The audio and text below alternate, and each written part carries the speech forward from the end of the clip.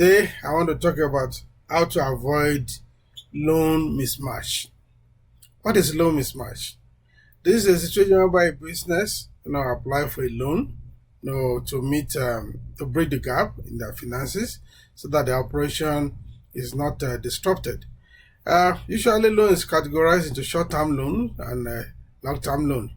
Quite often, from experience, there are people who apply for maybe sometimes out of desperation for a short-term loan or to finance a long-term project. And usually this hardly end well, with the business. Sometimes it may lead to business collapse, it may lead to bankruptcy, it may lead to all kind of even health issue, because the pressure from the lender, can become too unbearable. And we have seen, instances of ugly incidences, occurring as a result of that loan mismatch. Usually, when there is a challenge for a business, or a business wants to expand its operation, maybe due to higher patronage or some other reasons, or maybe competitions and all that, they approach a lender, lending institutions for a loan. And most of the time, they depend, on the advice given to them by their lenders, the bankers. Don't get me wrong, the bankers, they have their expertise, they understand, they know how to analyze loans and stuff like that and all that. But most of them, they don't really have business experience. And this is where the consultant come in. I've always advocated, when you are in such a situation, don't depend solely on the advice given to you by your bankers. They are there to make their money. And but when you involve a consultant, you may have had the kind of cross, sectional experiences. Most consultants have worked in so many industries, they have seen things and they are able to advise you better.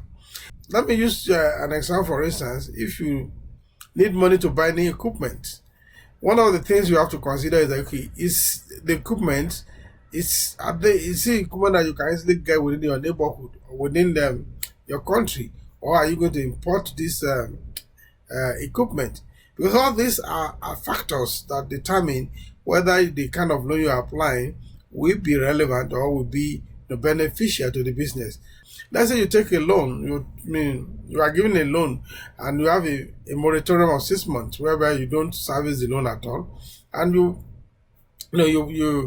bid for the equipment, you paid and all that, and the equipment is shipped after 4 months. Then you use another 1 or 2 months to clear the equipment. That's already 6 months.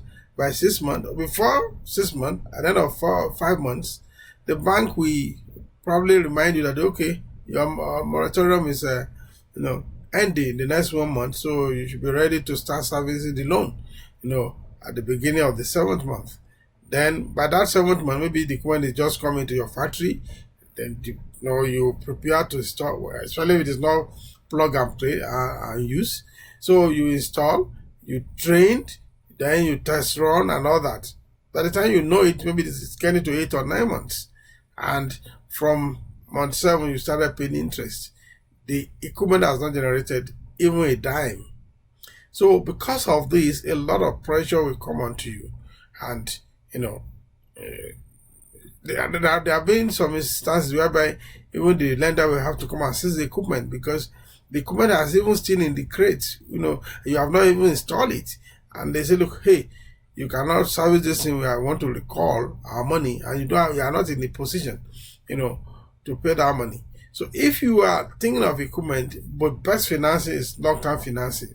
We are talking about financing of about 3 to 5 years if it starts to involve equipment. But if you are doing buying and selling, importing or exporting, so maybe you are buying my already produced material, short-term loan might be better for you. Or even at that way, we will advise that, okay, why not ask for a revolving overdraft. So even when you have revolving overdraft, there's also some mechanism to manage it so that you pay less interest. Of course, this is information that the bankers will not tell you. I once had a client who was paying so much on revolving overdraft, and I told him, why are you paying this? That there are things you could do, at least to reduce your exposure and reduce the interest. And the guy almost was skeptical about my advice. He said, okay, let us test this advice for 2 or 3 months, and we can compare, what happened before I gave the advice and what happened afterwards. So we did, and he saw this, a lot of savings that he made within those 3 months. And he was asking me, but why didn't my bank manager tell me this? I said, oh, your bank manager will not tell you this because the interest you are paying was beneficial to him. So why will he want to tell you that you can reduce your interest payment? So those are the kind of thing that consultant will do for you. Consultant is it's not a 𝗠𝗶𝘀 with the business. It's a neutral person who you are drawing from the words of their experiences. So when you are in need of money, when your working capital is not adequate, so you have to understand there are other things you could do other than go straight for loan. Sometimes you can have expand your credit limits, or you can expand the days which you pay your creditors and stuff like that. The other mechanism you'll be able to adjust. But if you have no other choice than to go for loan, then you have to say, okay, you have to understand what you want to do and the type of loan that is commensurate to what you want to do. If you want to invest in long-term project, don't go for short-term loan. You are going to regret it, because before the project begin to even generate anything, the lender is on your neck, and the pressure coming from your lender can make you will not be able to think well. You will not be able to think strategically, to run the business, and that may eventually lead to the business collapse. We have seen a lot of that happening, and if you don't understand this mechanism, you may be in trouble. Also, if you are into exporting and whatever, quick turnover and stuff like that, yes, you don't need the long-term loan, because you don't want to tie down your name, your money, the money for unnecessarily. So if your operation is a short-term operation or a short-term gap, you can go for a short-term loan, or you can better still go for a revolving overdraft. A revolving overdraft is something that you renew in some banks. You are allowed to renew it every year. So depending on the situation, if at the end of the year you think that your working capital has stabilized, there may be no need to keep the revolving overdraft. Sometimes when I also strictly advise on revolving overdraft, especially if you have challenge paying salaries and you are working and it's just like the money is not coming in yet, maybe you do some work for agency, they don't pay until 2 or 3 months, and that cycle. In order to break that cycle, you can go for a revolving overdraft so that the people who are working will have something to live on. Because if you keep on owing staff salary at such time, of course you are at the risk of labor turnover. People might go elsewhere. You are at the risk of wastages, workers not paying attention to what they are doing because they are not being paid. So even theft, stealing, all that may go on in your business, and you are going to eventually pay more than you ought to pay. In such a situation, you need a bridge. You need something to bridge the gap, so that when the money starts coming in, everything becomes stabilized. So within that short window, you go for an overdraft. Go for an overdraft facility that be able to make sure that your working capital is not jeopardized. So that when you look for a situation where you want to expand, maybe you want to expand your factory, it could be by building or by buying equipment, you have to look at how long will it take me, to complete this expansion. If it is something that you can do within a short period of time, then maybe a short-term loan might be feasible for you. But if it is something that is going to extend beyond this, a window of 1 or 2 years, then you have to go for a long-term loan. Don't take loan when you are too desperate, because when you are too desperate, whatever condition that is given to you, you will accept without understanding or the consequences of what you are accepting. And this has led many business owners, to burn their fingers, because out of desperation, every document that is given to them, they just sign. Some don't even bother to read it.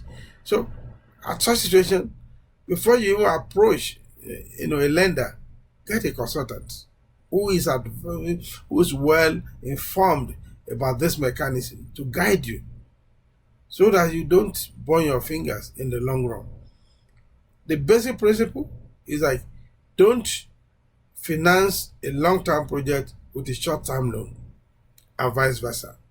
it is even more dangerous, especially when you are financing a long-term project with a short-term loan, because the project will not even take off, will not before the burden of repayment will come upon you.